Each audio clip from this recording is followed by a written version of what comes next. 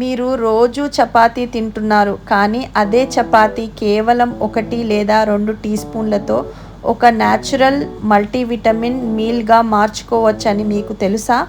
ఈరోజు నేను చూపించబోయే చిన్న చేంజ్ మీ ఫ్యామిలీ డైలీ న్యూట్రిషన్ను పూర్తిగా మార్చేస్తుంది. చివరి వరకు చూడండి. ఈ ఒక్క ఇంగ్రీడియంట్ ఎందుకు అంత స్పెషల్ అనేది కూడా చెప్తాను. ముందుగా ఒక కప్పు గోధుమ పిండి తీసుకోండి. అందులోకి 1 నుంచి 2 టీ స్పూన్ల మొరింగా పౌడర్, కొద్దిగా ఉప్పు వేసి, కొద్దిగా నూనె వేసి కలపండి. ఇప్పుడు అవసరమైనన్ని నీళ్లు పోస్తూ మెత్తగా పిండిని కలుపుకోండి. పిండిని 10 నిమిషాలు రెస్ట్కు పెట్టండి.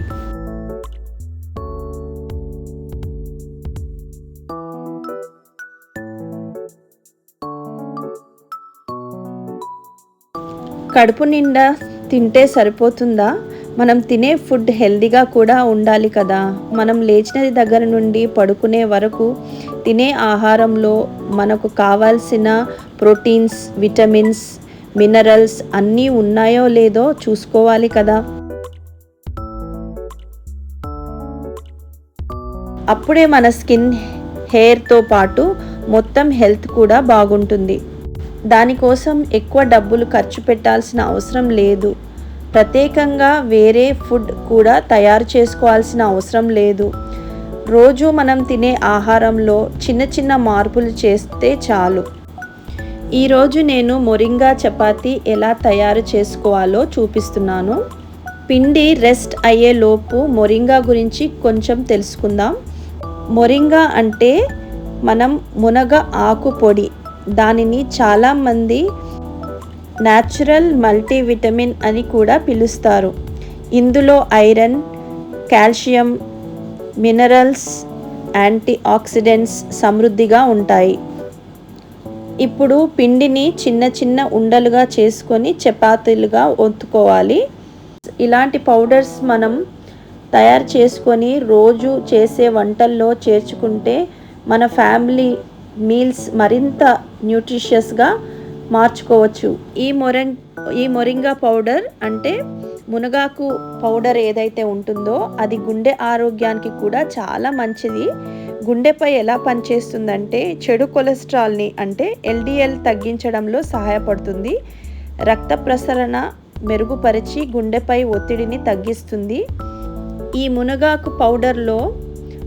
పౌడర్లో యాంటీ ఆక్సిడెంట్స్ ఉండడం వల్ల గుండె కణాలను డ్యామేజ్ నుండి రక్షిస్తాయి. బ్లడ్ ప్రెషర్ కంట్రోల్లో ఉంచడంలో సహాయపడుతుంది. ఇన్ఫ్లమేషన్ని తగ్గించి గుండె సంబంధిత సమస్యల రిస్క్ తగ్గిస్తుంది. ఈ మునగాకు పౌడర్లో ఐరన్, కాల్షియంతో పాటు బ్లడ్ షుగర్ కంట్రోల్లో ఉంచడంలో కూడా సహాయపడుతుందని అంటూ ఉంటారు. అందుకే దీన్ని న్యాచురల్ సూపర్ ఫుడ్ అని కూడా అంటారు.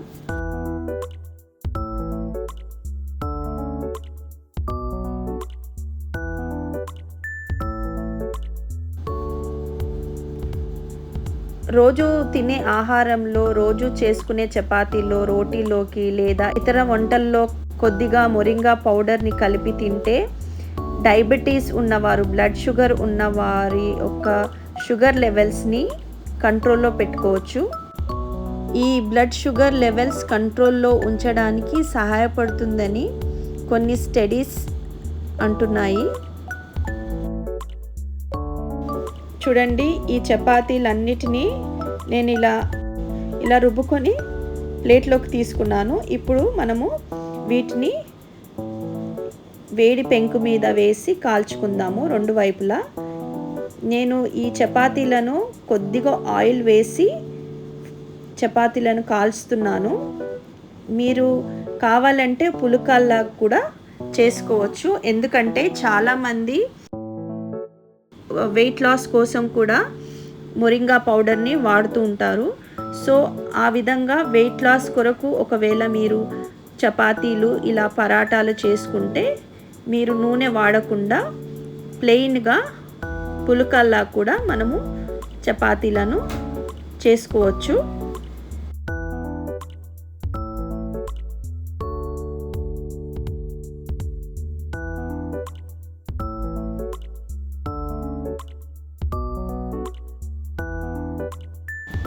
వెయిట్ లాస్ చేయాలనుకున్న వాళ్ళకు కూడా మొరింగా చపాతీ మంచి ఆప్షన్. డైటింగ్ చేస్తున్నామని రోజు ఒక రకం ఫుడ్ తింటే బోర్ కొట్టేస్తుంది కదా. అలాంటి సమయంలో ఇలా చిన్న చిన్న హెల్తీ మార్పులు చేసుకుంటే డైట్ని ఎక్కువ రోజులు ఫాలో అవ్వడం ఈజీగా ఉంటుంది. మొరింగా పౌడర్లో మంచి పోషకాలు ఉంటాయి కదా, అందుకే రెగ్యులర్ చపాతీలో కొంచెం మొరింగా పౌడర్ కలిపితే అదనపు న్యూట్రిషన్ కూడా అందుతుంది.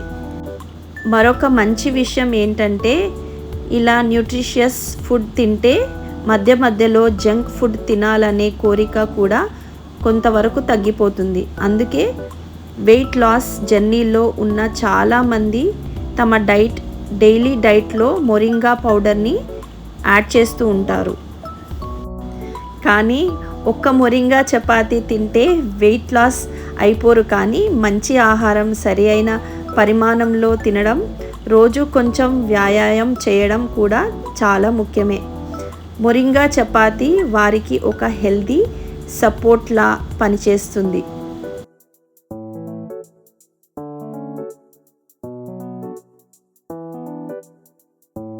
ఈ మొరింగా చపాతీ చేసుకోవడం చాలా సులువండి. మనం ఇలా పిండిలో కొద్దిగా మనము నార్మల్ చపాతీ ఎలా చేస్తామో అలాగే చేసుకోవడం, కానీ దాంట్లో కొద్దిగా మొరింగా పౌడర్ వేసి మనం మిక్స్ చేసుకోవడమే. ఇలా వేడివేడి పెంక మీద చపాతీని రెండు వైపులా బాగా కాల్చుకోవడం, కావాలంటే కొద్దిగా నెయ్యి లేదా నూనె రాసుకోవచ్చు. చూడండి ఎంత సింపుల్గా హెల్దీ మొరింగా చపాతీ రెడీ అయిపోయిందో.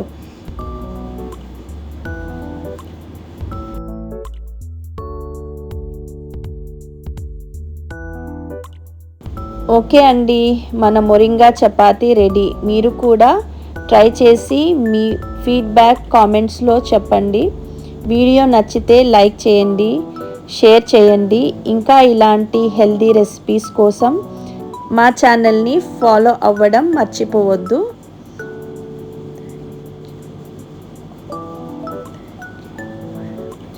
Thank you for watching. మళ్ళీ మరొక రెసిపీతో కలుద్దాం. బాయ్ అండి.